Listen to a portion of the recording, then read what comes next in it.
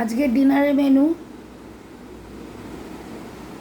পেঁপে দিয়ে মসুর ডাল আর ব্রাউন রাইস। আমি আজকে শুধু এটাই খাবো কারণ আমার পেট খুব ভর্তি।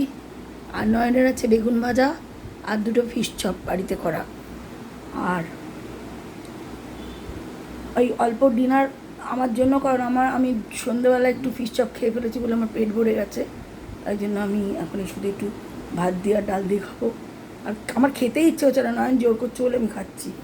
যাক বন্ধুরা, আমাদের এই ডিনারটা কেমন তোমরা বলো। তোমাদের কার কার মনে হচ্ছে এই ডিনারটা ভালো লাগছে তোমরা বলো। আর তোমরা কে কী খাচ্ছ কমেন্টে জানাও। আর আমাদের এই ডিনারটা যদি তোমাদের পছন্দ হয়ে থাকে সেটাও বলো যে ডিনারটা ভালো লেগেছে কিনা। আশা করি ভিডিওটা তোমাদের দেখতে ভালো লাগবে, আমি অনেক আশা নিয়েই বলছি।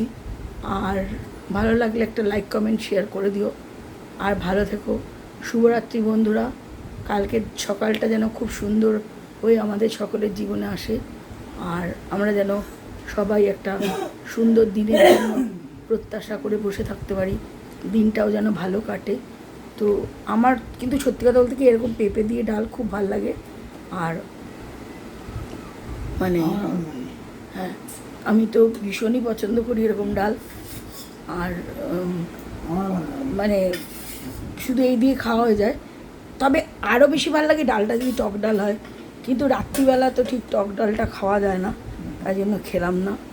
ভালো থেকো বন্ধুরা, শুভ সকালের প্রতীক্ষায় রইলাম, টাটা।